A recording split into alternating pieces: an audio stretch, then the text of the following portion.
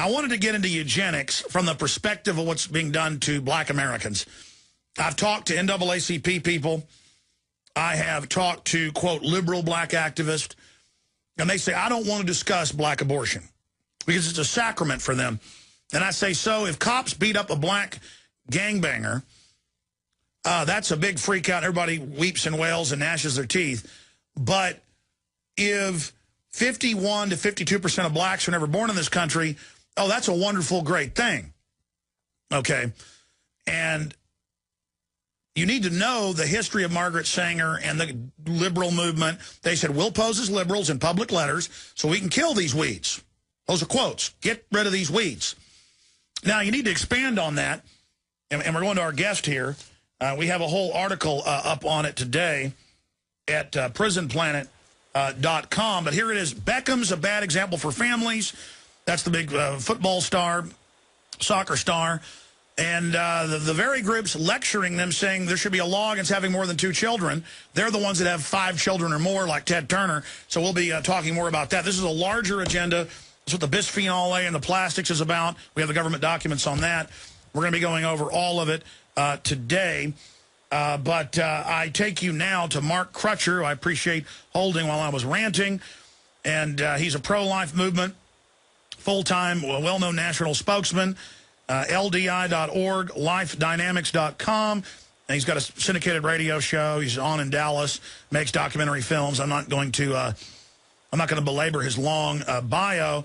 But the point is that if you don't like government-run health care, they say you're a racist. Chris Matthews says that, and Carlos Watson, nothing to do with it. They play the race card. The truth is, at the end of the day, if you hang out with real mainline establishment liberals, they're really control-freak Nazis who will giggle and laugh at you and admit they hate black people. I don't know if that's what Matthews thinks personally or Watson, but the people I've run into, including some black folks, think we need to kill blacks. I mean, this is a sacrament. And Mr. Crutcher, do you agree with that analysis? Absolutely. They see abortion. Well, first off, you have to back up a little bit. These eugenicists, who most people think don't exist anymore, but they actually do. You know, it's kind of like, from a spiritual standpoint, I've always said that one of the greatest tricks that was ever played by Satan is that he convinced people he doesn't exist. That gives him free reign to do whatever he wants to do. Eugenicists are in the same situation. These eugenicists have convinced people that eugenics is something that died with the Nazis, when in reality it's more prevalent today than it's ever been. And these people are what I call the moneyed elite. The Ted Turners, the Bill and Melinda Gateses, the George Soros, Warren Buffett, T. Boone Pickens. These people believe that the world belongs to them and that the rest of us are just kind of interlopers who they can decide to let stay or not let stay. Oprah Winfrey, it's been in mainstream news that they, quote, meet secretly to discuss a, quote, global government to forcibly reduce population. That's Times of London. We'll put that up. Absolutely. They believe that they have the right to sit down in a room somewhere with their fellow travelers and decide not only which individuals get to live and die, but which entire races of people are allowed to live and which ones will be forced to die. And it is a frightening world that we live in, because the American people have become anesthetized to all this stuff, and they're more concerned about who's going to play in the Super Bowl next year than they are any of these kind of issues. You know, I could go on the streets of downtown Dallas today, or you could, Alex, and we could stand there and talk about things that we have absolute irrefutable proof that are going on, and 90%, like these things, and 90% of the people that walk by would totally ignore us. But if we were standing there talking about the Dallas Cowboys or the Dallas Mavericks or, you know, the New York Yankees or something, we'd have people lined up around the block wanting to talk. And I think that these globalists, these eugenics people, the people who see the world as their playground, I think that to some degree they may have consciously created this situation in which they've anesthetized the public. Oh, no, they've written a bunch of books. Edward Bernays, I mean, there's scores of books where they brag in the 20s and 30s that they were setting up this system where people will love their servitude and where they arrest the development of men and women, where people are in a childlike state for all of life and giggle at anything serious. Absolutely. That's where we are. That's where we are as a country.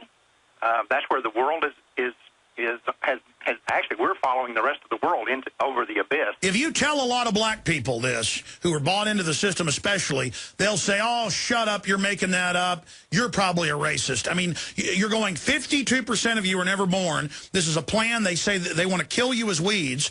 They said they would pose as liberals, and a lot of black folks are so wedded to worshiping Obama, they don't even want to listen to you. Well, yeah, but I'm telling you, Alex, we're seeing, since Maafa 21 came out, we're seeing a groundswell of not these elitists that you're talking about, the people in the so-called leadership roles. Because remember something, black leaders do not represent black people in America any more than our so-called white leaders represent white people in America. There is this disconnect between the leaders and the people they're supposed to serve. And what I'm seeing is that a lot of blacks are starting to wake up to this and say, you know, I've always been suspicious about some of these things, this eugenics stuff, and why all the Planned Parenthood facilities are in our neighborhoods, and they're starting to wake up to this, and they're starting to see that many of their leaders, just like we're seeing in the white community, many of their leaders have sold them down the river. Mark Crutcher is our guest. We're going to come back from break and give him the floor to get into his film, How Eugenics Was First Tested Out on Black People. The first IBM computer was to track blacks. Of course, we cover all that in my film, Endgame, Blueprint for Global Enslavement, which Mark years ago told me influenced his great film, Maafa 21, Black Genocide in the 21st Century America. You need to get this out to every American you know, black, white, Hispanic, it doesn't matter. We're all being targeted. We'll be right back. All right, ladies and gentlemen, going to Mark Crutcher, who made the incredible documentary film Black Genocide in the 21st Century, Maafa, M-A-A-F-A, a documentary film, Maafa 21. This is a short segment, long segment coming up. We'll get into more contemporary examples of this, but tell folks about the film, which, by the way, is available at Infowars.com if folks want to get the film, wake folks up, support your great ministry, support our work. The film is available at Infowars.com for folks that want to get it. But, Mark, break down what the film covers. Well, basically, we start... we wanted to show people what the real origins of legalized abortion were. The American people have been sold this idea that abortion is about women's rights and privacy and reproductive freedom and choice and all this, basically sales pitches that we hear all the time. The reality is that the legalization of abortion was just the latest tool in a string of eugenics tools that were used to wipe out the African-American race in America. And I know this sounds strange, but I think we do a good job of connecting the dots from the days before the end of slavery right up to today. We started with that premise that we would go backwards from legalized abortion. What was the motive behind it? What drove it? And where we ended up going backwards was in the days... But that's not strange. That's where the first gun control in this country came from, was after Emancipation Proclamation. They said we can't have blacks having guns. That's right. And, you know, it's interesting. I went to a showing of Maafa 21 in Arizona when I was out there giving a speech not too long ago. And a black gentleman came up to me afterward, and he said, I had to come see this, he said, because it reinforces a lot of things I'd heard about it, and he said it reinforces a lot of things that I'd always thought. He said, now, my particular issue is Second Amendment. And he said, did you know that the original gun control laws in this country were enacted to keep blacks from getting guns? And I said, well, I had heard that, but I said, I haven't studied. I can't say that I'm an expert in that field. He said, well, I am, and I can tell you absolutely that is the origin of gun control laws in America.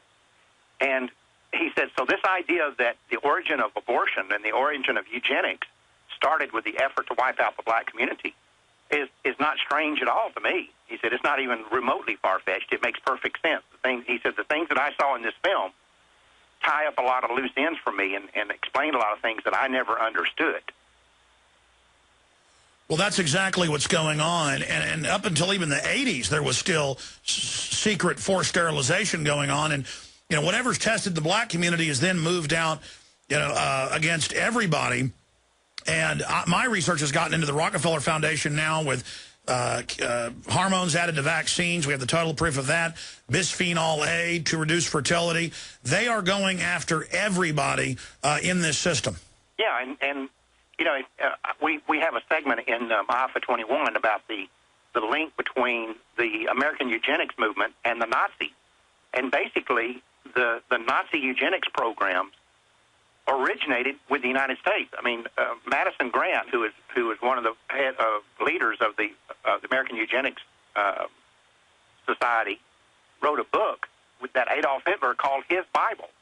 And it was about creating basically the master race. And Adolf Hitler referred to Madison Grant's book as his Bible, and he repeatedly said that his heroes and the people that he looked to for guidance for his eugenics programs in Nazi Germany were all American, and a few British, but mostly American.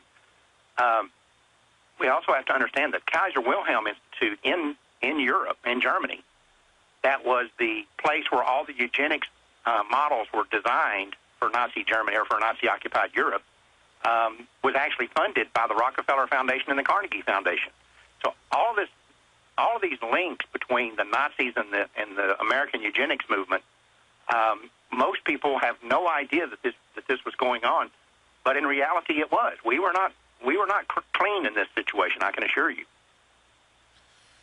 Well, it's so important to get this film out to everybody because it gets even more sophisticated.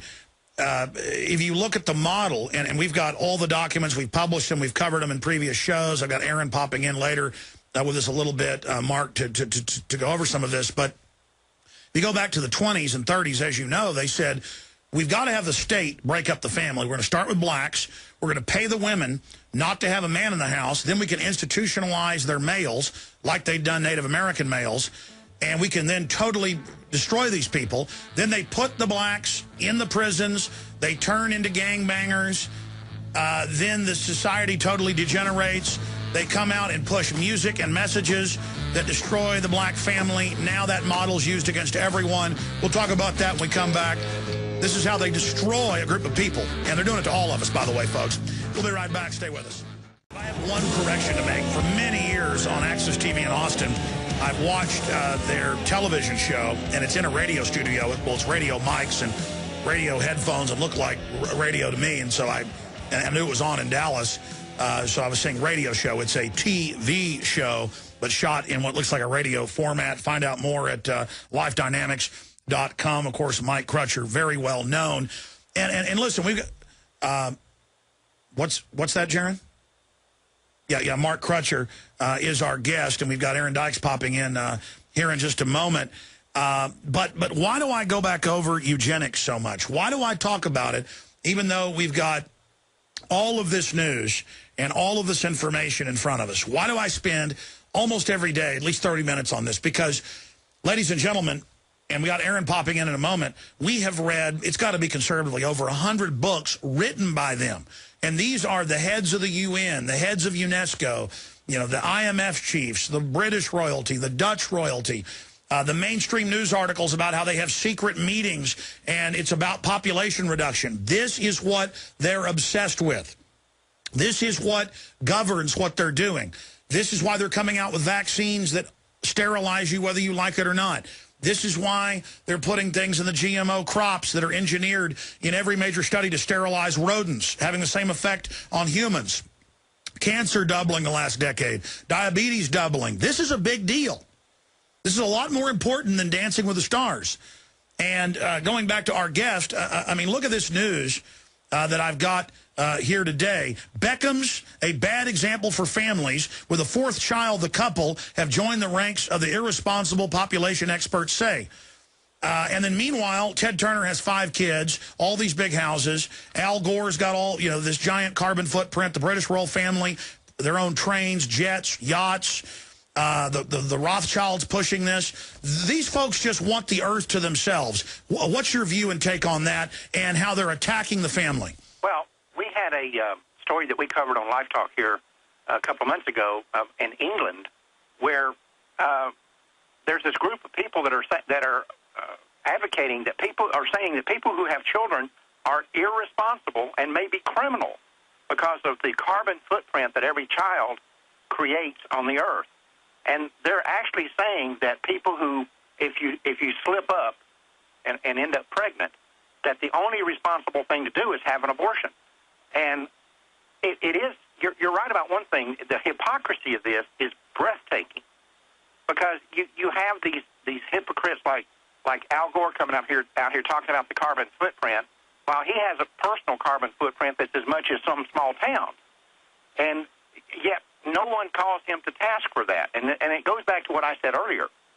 These people, what I call the moneyed elite in this world, they consider the earth their playground. And the rest of us are just allowed here as we provide services, and we're kind of the servile class. And whatever we can do to support them is fine, and we're tolerated to that extent. But beyond that, like I said, the earth belongs to them, and they are the God of this earth. Well, Mark Crutcher, I have gotten the textbooks going back over 100 years. I've shown them on air. We've made special reports, with the material, where they openly said, we're going to destroy the family, we're going to put folks on welfare so they're dependent. Through education, we're going to lower the test scores and make people regurgitate information instead of actually having critical thinking. I've interviewed the former head of policy, Department of Education in the 80s, where this was admittedly the goal. The lower down people didn't know. And they talk in these documents about the family being an anachronism, archaic, that needs to be eradicated. And again, we see the model being blacks. What, 50 years ago, they had less than 50% illegitimacy? And I'm not bashing single parents, folks, but the point is that you have 3 times a chance of being in prison, or even higher when that happens. And with blacks, it's gone from below 50 to over 90% now. And the system just completely brainwashes and sells a culture of total criminality to black people. Yeah, and they basically have set blacks up for failure. They have created an environment in which they, and I agree with something you said earlier, white liberals in this country hate blacks. Contrary to what they're going to tell you out in public, they hate the black race. And I think that they have set up a situation that was specifically decided as a way to get rid of blacks. And, I'll tell you another group that has been victimized by this. A few years ago, I went to do a speech in South Dakota, and we were driving between Pierre, South Dakota, and Rapid City, South Dakota, and I saw a sign for a Indian reservation. And I had never, even though I'm right here in North Texas, and, there's Indian reservations not far from here, I'd never been on one. I thought, well, I'm going to go, what does this look like? And so we got off the road, and we had some extra time, and drove down this little 2-lane blacktop road, and finally came to this Indian reservation, which is basically just a small little town. It was the saddest thing that I have ever seen in my life. And it is if you go to one of these Indian reservations and you see the level of alcoholism and the level of the poverty and all the other social and cultural problems that exist on these reservations, what you're looking at is the design of white liberals. And what white liberals have done to the American Indian, the Native American, is far more criminal than anything that was done to them prior to the modern times. And I think that that's the model that they're using in the African American race, and now they're really branching out to go after Hispanics, as Hispanics have now become the second most populous race in America. And Mark, let me stop you there. In my film Endgame, Blueprint for Global Enslavement, that is an excellent complementary film to MAFA 21, Black Genocide in the 21st Century, we have a clip from a Texas legislative meeting with the head of the state of Texas Psychiatry Board being questioned by the representatives, and they say, why are 68% of foster children on an average of 7 psychotropic drugs? And he says they have bad gene pools. And that's what CPS says when they come take poor white children, black children, Hispanic, statistically to situations 5 times more dangerous than home, but with no oversight over government. And he went on to say that they basically are defective humans. Eugenics is their operating mode. And if you talk to a, quote, white liberal and say, we need to stop aborting all these black people, they say, are you going to adopt these blacks? When statistics show there are folks that want to adopt the blacks. In fact, more people want to adopt than there are even blacks being killed. Then they have black liberal groups come out and block whites or Hispanics adopting blacks, and that's being foundation funded by the eugenicists. They want those blacks dead. So it is racism to want to save black babies, and God forbid raise them with whites, because then that would unify people instead of folks being against each other. This is so diabolical. Well, let me tell you, as we were doing my Alpha 21, and as you know, in doing something like this, a lot of times some of the best stuff winds up on the cutting room floor. And I can tell you that you start picking up on trends and attitudes and things. And it became crystal clear to me that since the beginning of this eugenics movement that started, like I said, right before the end of slavery in America, this moneyed elite in the world has consciously tried to keep black people and white people and Hispanic people fighting with each other. Because as long as we were fighting with each other, we weren't seeing what the government was doing and what the moneyed elite were doing. And they had a vested interest in keeping us all at each other's throat. And I think the hope for all of this is when whites and blacks and Hispanics start talking to each other and saying, you know, wait a minute, something's not right here. I wasn't born hating you. Where did this all come from? And I'm telling you, I don't know how much studying you've done on the Third Reich, but one of the tricks that Hitler used was to keep all his top people fighting with each other, because Hitler was scared to death that if these people don't hate each other, they'll eventually join forces and come after me. No, he would play them off against each other. Absolutely. He made sure everybody there hated everybody else and didn't trust them. And in a sense, that's what the moneyed elite in this world has been doing for the last 150 years. They've been trying to make sure that black people and white people and now Hispanic people don't trust each other, hate each other, and don't speak to each other. And well, that's called divide and conquer. Absolutely. And then all the leadership of the groups that represent the white groups, the black groups, the Hispanic groups, the Asian groups, you track them back to the very same Rockefeller, Carnegie, Bill and Melinda Gates foundations, where the leaders are funded by them. And so they will then do whatever the leaders say, even though they're eugenicist operatives. That's why a liberal black person will defend, and so will a white, more than half of blacks never being born, because that's now a liberal sacrament, and you are a racist for not wanting black people dead. That's it in a nutshell. And, of course, it makes no sense, but they know through tribalism, through divide and conquer, that's exactly what's going on. Mark, I want to bring Aaron Dykes in here, one of our great researchers at Infowars.com in a moment. But what are some of the other facets of MAFA 21 that people need to understand, and why is it important this film be shown? Well, first off, I think one of the most, and you know, Alex, I've always thought when you do a project like this, when you're doing research, if you don't learn as much as you eventually teach, then it was a failure. And I can tell you that I learned things in doing MAFA 21 that I never knew before. I've been in the pro-life movement for 30 years, and there were things about it that I didn't know that I found out. One of those was that the original groups in America who were opposed to abortion were not the Catholic Church or any of the pro-life groups that we all know so well today. It was actually the Black Panthers and Nation of Islam. It was the radical 60s civil rights groups who saw, this was before abortion was legalized, but they saw that white liberals pushing for the legalization of abortion was an instrument that was going to be used to wipe out the black race. They saw that clearly. And we need to understand this is part of this thing of keeping us all divided. Because when you start looking at, say, some of these the radical 60s civil rights groups, you think, well, the antithesis of that is white conservatives. When in reality, we have a lot more in common than you might think. And when you sit and talk with some of these guys, and I had a very unique experience here one day with a guy just literally walked up and knocked on our door and wanted to come in and talk. And he's in his 60s now. He was one of the founders of the Black Panther Party in North Texas. And he had seen MAFA 21 and saw that it was made here in Denton, so he lives here in Denton, and he came over to talk. One of the most interesting conversations I've ever had in my life. We talked for probably 2.5, 3 hours.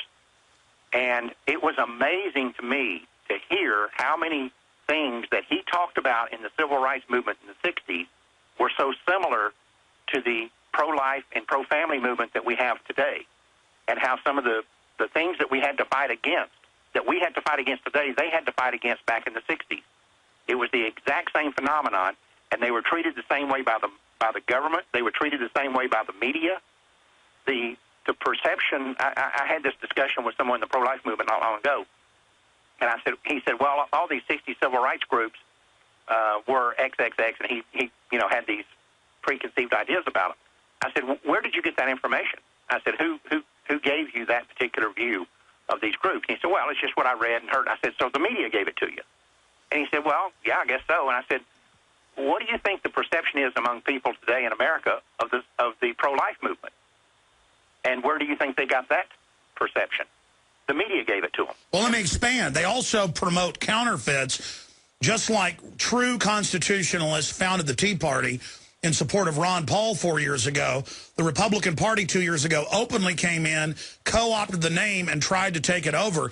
It's the same thing. They do this every time. Absolutely. And so, and I told this friend of mine not long ago, I said, look, if you don't want to accept the media's portrayal of you as a pro-lifer, then don't just automatically accept the media's portrayal of this man here in Denton because he formed the Black Panthers here in North Texas. And the perception that you have of him came from the same people who you now say are liars about the pro-life movement. It's the same group of people. Well, also, they take unstable people from all these groups and then give them attention. And just like a lot of black leaders that are radical turn out to be closet feds, most white supremacists like Hal Turner and others turn out to be feds. It's all part of their divide and conquer strategy. That's why I have the ADL, Southern Poverty Law Center, attacking me on one end, and then the Nazis attacking me on the other, because it's all the same crew, and that's come out over and over again. I want to bring Aaron Dykes in, one of our researchers. We've got a shot here of the molecular vision of life. We've got all these eugenics publications put out by the eugenics group. We have the former head of UNESCO, a book about evolutionary studies, about Aldous Huxley's brother, Julian Huxley, where they admit eugenics is their religion. Aaron, chiming in on this discussion, researching this, I mean, is eugenics not the heart of the New World Order's religion? It is absolutely at the heart of that, and I think it's tied directly in with their quest for centralization for a world state. And I think that really ties in with the value of labor. In terms of, I think what's really interesting in MAFA 21, I haven't seen it in about over a year, so I hope I'm not misquoting, but he talks about how they were happy to have population grow under slavery with the black community because they could use them to work in the fields, et cetera, et cetera, et cetera. But once slavery was ended, they had an incentive to decrease the population, thus the era of proper eugenics. And now the globalists in all their publications, you've got some of those. I want to impart this information to our guest because he's influential, Mark Crutcher. Now they write, because of robotics and industrialization, they don't need any of us, and that's why they have the headlines, Why the Future Doesn't Need Us. Well, that's the other thing about slavery. At the same time that was happening was the culmination of the Industrial Revolution. The cotton gin, all of it. And the Industrial Revolution ended in the monopolies that we see today amongst the Rockefellers, the Carnegies, the Fords, et cetera, et cetera. And those people have been looking to further centralize us. And, yeah, the rise of technology has further devalued the price of human labor, the value of it, to the point where they talk about openly killing us or using propaganda or psychological or biological techniques or all of the above. And you're reading from their plans and expanding on that. The birth rate, or they'll keep us as pets, as kind-hearted liberals, just as George Bernard. And by the way, you have the actual quotes from them there. You're reading from Bill Joy, the owner of Sun Microsystems there. Yeah, he's quoting Ted Kaczynski, who was talking about the new Luddite challenge. The Luddites, revolted against the Industrial Revolution, devaluing human labor, whether they were right or wrong. Now we face a new challenge with technology, as they've continued to centralize society, to take over entire countries, entire regions, steer them and control what's And that's what environmentalism's about, not the earth. It's about teaching you you're bad, you're worthless, to take on this group guilt, so you will then allow them to bring in a post-industrial world and eventually euthanize you. We're going to come back with our guest, Aaron Dykes, for 2 more segments. Then we're getting into the economy and a bunch of other news and your phone calls. I know folks are holding. You can hold till late after next hour, or you can call back at that time. And I got a bunch of news that ties into this, where they're telling you that you need taxes on you, a one-child policy. That's how it started in China. If you have 1 or 2 children, this is now being mainlined, and children are being taught that they're evil in schools. We'll be right back. This is the system, the belief system that drives the ruling class of the world, including the communist Chinese, where they have forced abortions. And now forced abortions being promoted here in North America. It's being promoted in England and Europe. And they have your children in the public schools. They are teaching them that families are bad, your parents are bad.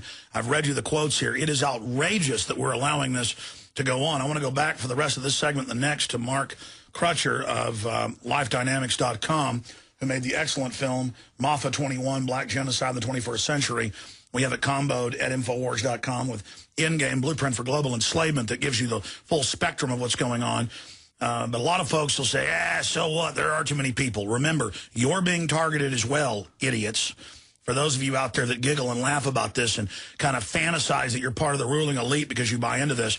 Aaron, I want Mark to comment on some of your research, but get into some of the other quotes. I mean, when they say it's a religion, that's in the book put out by the Eugenics Society, worshiping the founder of transhumanism, who said he changed the name to transhumanism because eugenics was unpopular after Hitler. Yeah, that's true, and we're talking about Julian Huxley, the brother of Aldous Huxley, who was the first head of UNESCO, part of the United Nations steering group to centralize everything and take control of the entire life process. That's really what it comes down to. And he talks about, first they quote a Dean Inge, who says, eugenics is capable of becoming the most sacred ideal of the human race, as a race, one of the supreme religious duties. And then Julian Huxley says in his 1936 Galton lecture, I agree entirely with him. Once the full implications of evolutionary biology are grasped, eugenics will inevitably become part of the religion of the future, or whatever complex of sentiments may in the future take the place of religion. And they admit that they can change any genetics they want. I mean, these are the people destroying the environment. With GMO mosquitoes released, fish with dozens of other animals in them, all sorts of genetic scourges already happening. And they talk about, well, it's like Ray Kurzweil. He says, I don't believe in God yet. I'm going to be God. These people, and by the way, the Wedgwoods, the Galtons, the Huxleys, the Darwins all intermarried and believed in the 1860s it would make supermen. Within 2 generations, hardly any of the, we cover the numbers in Endgame, almost all of them died or were completely retarded. And so the ones that lived, I mean, you look at the Huxleys and folks, they were crazy. Mad hatters, just like royalty from Egypt on interbreeding. Your comments on that, Mark Crutcher? Well, yeah, and, you know, you mentioned Galton. Francis Galton is now considered to be the father of modern eugenics. He's the guy who actually coined the word eugenics. That word did not exist before Francis Galton made it up. And what a lot of people don't know about Francis Galton was that he was Charles Darwin's first cousin. And you're talking about people who were avowed racists. Darwin and Galton both wrote that Africans and blacks and Aborigines, which we didn't have Aborigines in the United States, but that they were basically indistinguishable from the highest form of primate, which they said was the gorilla. And if you read Darwin and Galton's writings, what they said was that the way to make the human race better was to get rid of the humans that were closest to the apes. Well, sir, just 2 years ago, the head of the IBM Human Genome Bioweapon Program, you know it as the Human Genome Project, had to resign when he said blacks weren't human. And I mean, the point is, though, and they're not just for people that are racist out there, they're not just targeting black folks. They're targeting, because they're not just saying they want to kill people they see as inferior. They also want to kill the bad sons, Northern Europeans that aren't under their control. Have you run into that research, Mr. Crutcher? No, I haven't. But we concentrated on the area involving African Americans, because I think that what they did with African Americans is they wanted to prove a philosophical point. And then once you make the philosophical point that you can make the human race better by getting rid of one particular group, Stay there. Back in 1 minute. All right, into hour number 3. Got a ton of news coming up after this break. I appreciate Mark Crutcher joining us. This is only a 5-minute segment. Aaron's got information to the stars about this stuff, where they call the populations they're going after targets. How they said we got to get government health care in place so then we can force people to have sterilization and abortion for access to health care. That's what government health care is about. The Nazis had that. And all the same systems are being brought back, but it's liberal and trendy. Mark Crutcher, you were trying to make a point before we hit that break. Yeah, what I'm saying is that I think that the eugenicists in the 1850s, 1860s decided that blacks could basically be a test case. They wanted to get rid of them, of course, but they had made their fortunes on the backs of these slaves, and now they saw them as a potential financial drain, so they wanted to get rid of them. But from a practical standpoint, I mean a pragmatic standpoint, I think they saw them as a test case, and they're saying, look, if we can make the human race better by getting rid of these blacks, then once we've got the American people or the people of the world to accept this philosophy, then there's no reason that it has to stop at just blacks. It could be Hispanics, it could be poor whites, it could be Italians, it could be Asians, it could be Chinese. It could be David Beckham, because if David Beckham and Victoria Beckham can't have children, well, you can't either. Absolutely. And so that's why it was so important to them to establish this principle, and the main target that they selected initially was the African Americans. I want to get Aaron in here to add to that, Aaron. The only place I disagree is that they started doing that worldwide starting in the early 50s. The Population Council was then founded by John D. Rockefeller III, who started these programs all around the world in nearly every third world country. That's a RAND Corporation report in your little hand there. This is a RAND analysis of that, the origins and evolution of family planning programs in developing countries. So you got the Rockefeller Population Council mixed with UNESCO, and I've read the documents there too, where they analyze the countries, the type of government. If they're centralized enough, they go for an authoritarian approach to birth control and, quote, family planning. Chinese style, you know. Yeah, Chinese style forced abortion. Well, you got Julian Huxley saying it's a global government religion, and he's the founder of UNESCO. Yeah, and they were... It's only a few hundred scumbags. And they talk about how to plant the messages in media, radio, television, films. They spend billions in everything. Oh, no, I mean, that's why an average woman sterilized by bisphenol A, all screwed up, breast cancer, you name it, will defend the system and say there's too many people. As they're murdering her, they feel like they're part of the establishment. Mark, do you run into that a lot, where the people who defend this, think it's really cool? I find it means more avaricious than that. And a classic example of this is Jesse Jackson.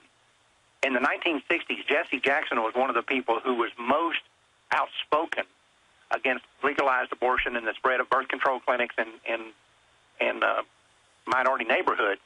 And he was, I mean, I've got quote after quote. We've got a few of them in Alpha 21, but we have found just dozens of things that he wrote in which he talked about this very issue, that they're going to use birth control and abortion to wipe us out. But the moment he decided that he wanted to run for president of the United States, and he saw that the Democratic Party was under the thumb of these eugenics people, he switched his tune. I mean, literally, this man went from one day saying, literally, that abortion and the legalization of abortion and and the spread of birth control is specifically designed to wipe out the black race, to a few days later saying the greatest civil rights issue of our time is a woman's right to choose. And the only thing that changed was he decided he wanted to be president, and he needed the money that these eugenicists would bring to the table. And then they wreck the black communities with social engineering and say, see, we need to get rid of these people. And then they set the paradigm for, now we got to get rid of everybody because everybody's an evil carbon polluter, as Bill Gates has said. So they're moving on now to the general population. Mark Crutcher, the film, Alpha 21, available at Infowars.com. Thank you so much for joining us today, sir. Well, thank you for having me on, and call anytime, Alex. You bet. Look forward to speaking to you again soon. We'll be right back with all the other news and your phone calls. Stay with us. Visit Infowars.com and PrisonPlanet.com. When you're on the sites, you can also tune in 24 hours a day to my daily radio broadcast. There's also a free iPhone app to listen to the syndicated radio show when and where you want.